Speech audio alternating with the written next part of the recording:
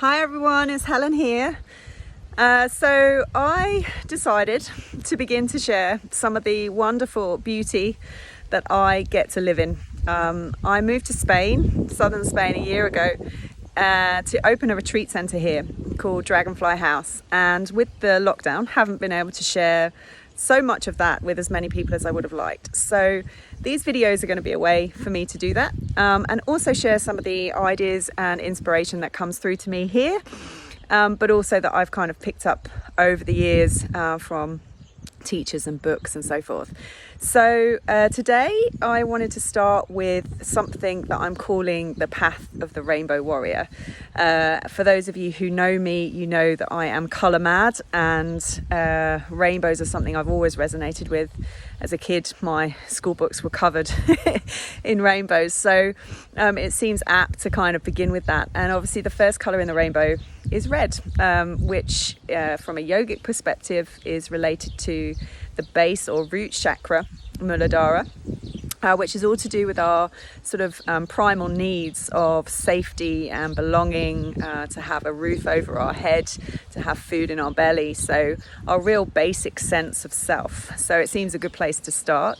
And one of the elements that's really important for that chakra is grounding.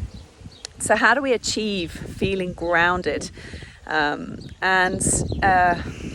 I think one of the issues with this is quite often we look to the external world to make us feel grounded. You know, we want a safe home, we want a safe job, we want to feel loved, and so we're always looking for that external approval. And really the only way to find that true safety is to bring it internally and realize that our bodies are in fact our only true home.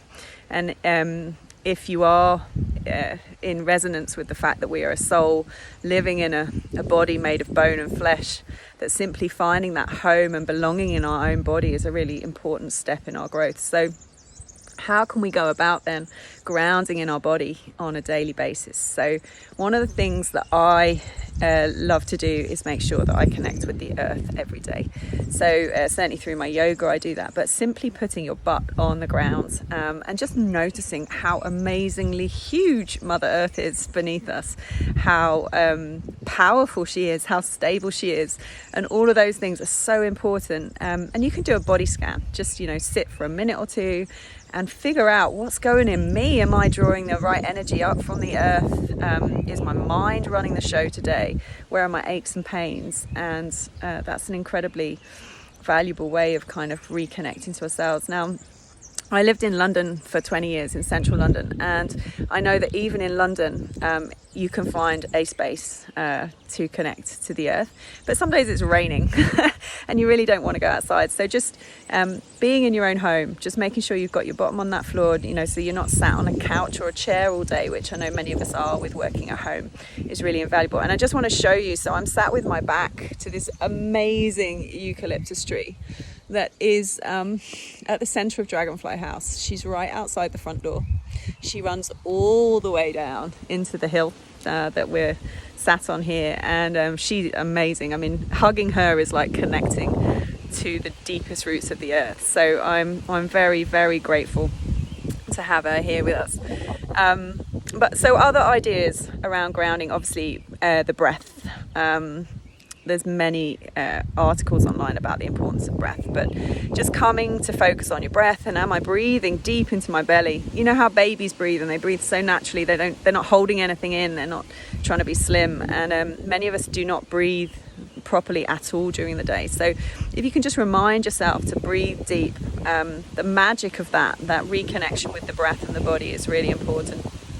And then other thoughts is just mindfulness. If you're doing the washing up, are you noticing the sensation of the body, the bubbles on your skin? And in the shower, are you really feeling the water running over your skin and your feet connected to the earth?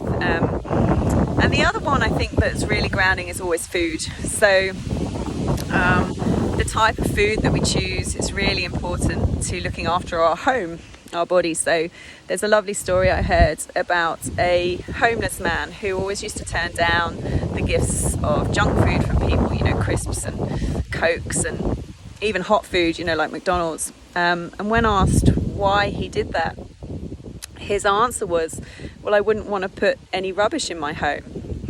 And people were like, yeah, but you're homeless. And he's like, my body is my home. So I want to make sure my home is as clean and tidy as possible. And without it, I have nowhere to live. And I think that's just such a magical place to start for us all, really. Just beginning to find that sense of belonging and sense of respect for our one and only home in this lifetime. So I hope that's helped a little bit. I hope that's given you some thoughts, some perspectives, and I'm feeling already inspired to talk about emotional security and spiritual security, so perhaps I'll cover that on the next videos. But if you want to find out more about Dragonfly House, please do look us up online.